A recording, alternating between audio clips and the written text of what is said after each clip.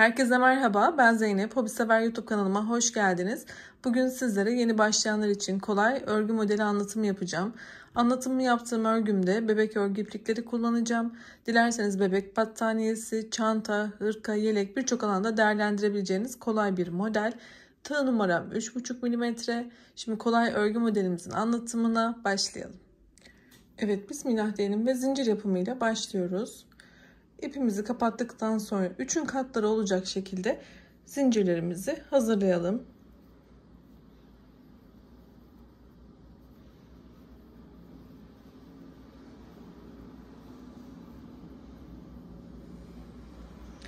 Evet, ben küçük bir numune anlatacağım için benim için yeterli. 15 tane zincirimi hazırladım ve ikinci zincirden başlayarak sık iğne yapıyorum. Yan yana zincirimizin sonuna kadar sık iğne yapıyoruz. Benim toplamda 14 tane sık iğnem olmalı.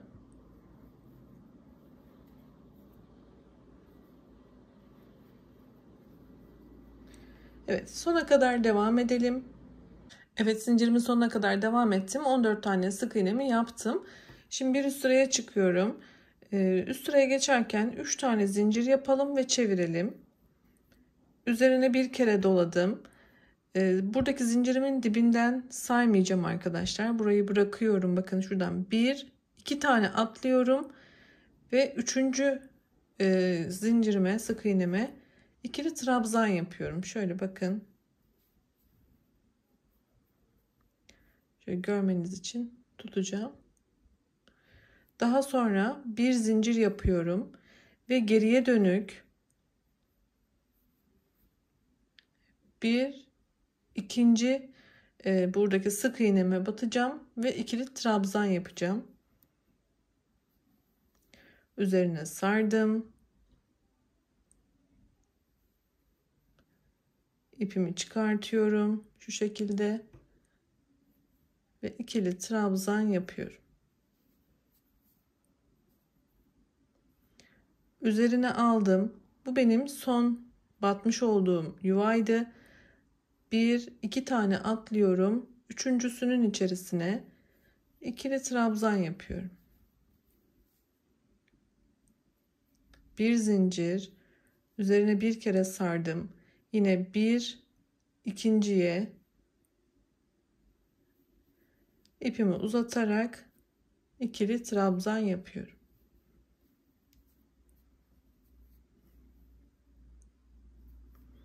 Şöyle çaprazlar elde ettik.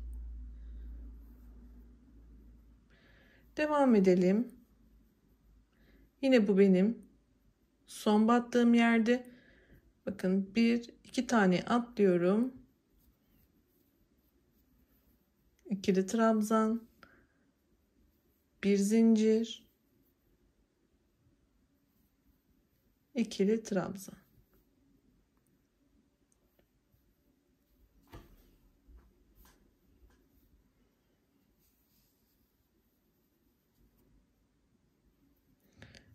Devam ediyorum. Son desenimi de yapacağım.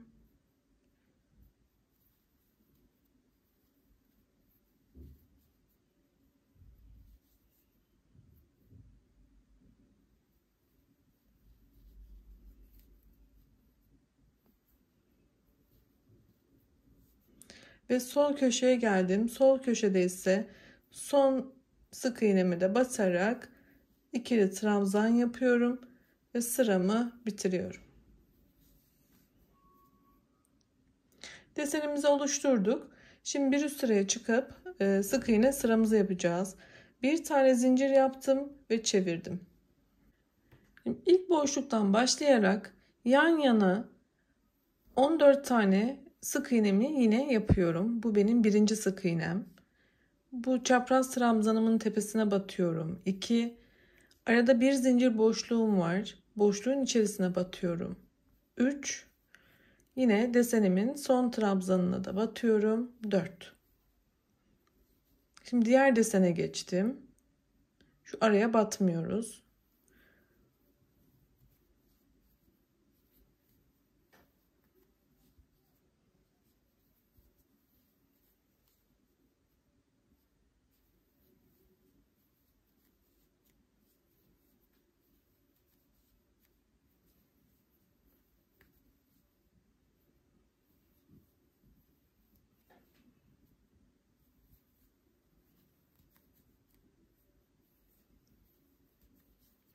Ve son olarak zincire de batarak burada sık iğne sıramı bitiriyorum.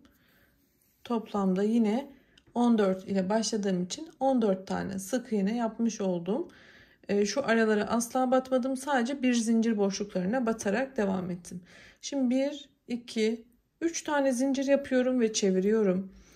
Burada daha farklı yapacağız. Aslında aynı işlemi yapacağız ama küçük bir değişiklik olacak. O yüzden burayı da dikkatli izleyin arkadaşlar. Bundan sonra artık hep bu sıranın tekrarı olacak. Şimdi üstüne bir kere aldım. Şurayı saymadan bakın 1, 2 tane atlıyorum. Şuradan ikili trabzan yaptım. Biz normalde geriye dönüp batıyorduk. Şimdi bakın buraya değil, şu trabzanımın şuradaki boşluğuna batacağım ve o şekilde ikili trabzanımı yapacağım.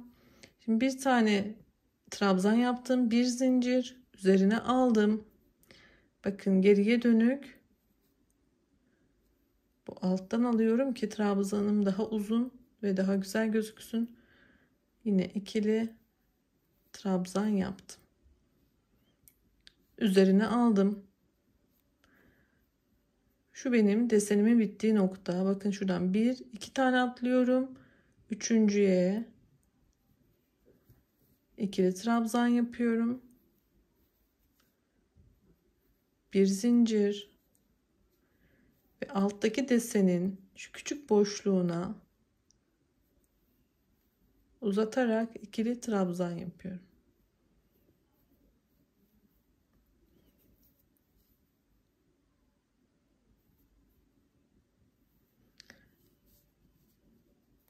Yine 1, 2 atlıyorum. İkili trabzan, bir zincir.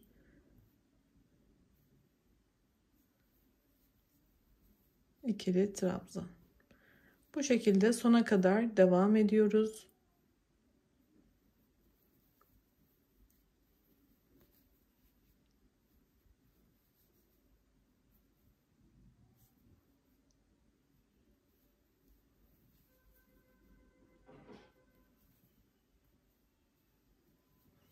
Ve sol kenara geldim. Sol kenarda da kenar trabzanımı yaparak sıramı tamamlıyorum.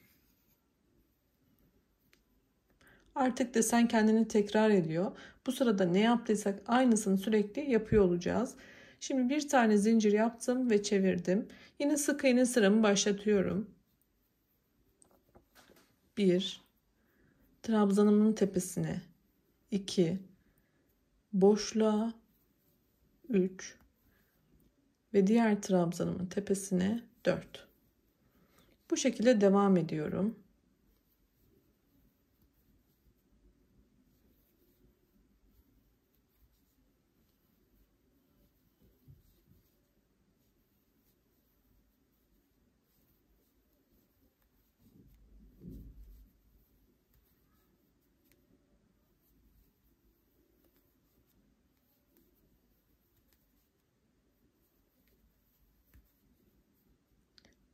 Evet, son sık iğnemi de zincire batarak yaptım ve sık iğne sıramı tamamladım. Şimdi tekrar 3 tane zincir yaparak çeviriyorum ve desenimi tekrar ediyorum. Yani bu desen sırasını tekrar ediyorum. Üzerine aldım. Bakın şurayı saymadan 1, 2 tane atlayarak ikili trabzan, bir zincir. Şimdi de alt noktadaki bu trabzanımın, çapraz gelen trabzanımın küçük boşluğundan ilmek çıkartıyorum.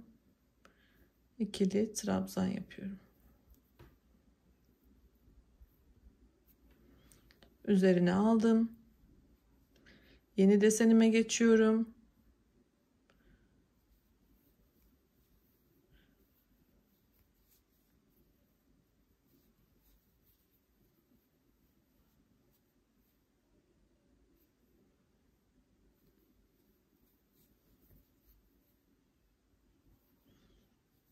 Evet.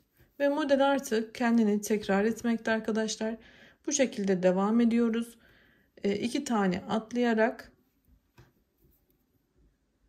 trabzan yapıyoruz ve şuradaki boşluğa, yani bu çapraz trabzanın şu küçük boşluğundan ilmek çıkartarak devam ediyoruz ve üst sırada tekrar sık iğne sıramızı yapıyoruz ve bunu istediğimiz kadar devam ettirebiliriz. Ben sizlere bir de büyük bir parça da hazırladım. Şimdi yakından ona bakalım. Evet, ben bir de böyle büyük bir parça da hazırladım. Şöyle hemen yakından bakalım. Hem kolay hem de oldukça güzel bir çalışma oldu. Arkasına da bakalım. Her iki tarafı da kullanıma uygun. Beni izlediğiniz için çok teşekkür ediyorum. YouTube kanalıma abone olmak ücretsiz. Abone olarak bildirimleri açmayı unutmayın lütfen. Sağlıkla kalın, hoşça kalın.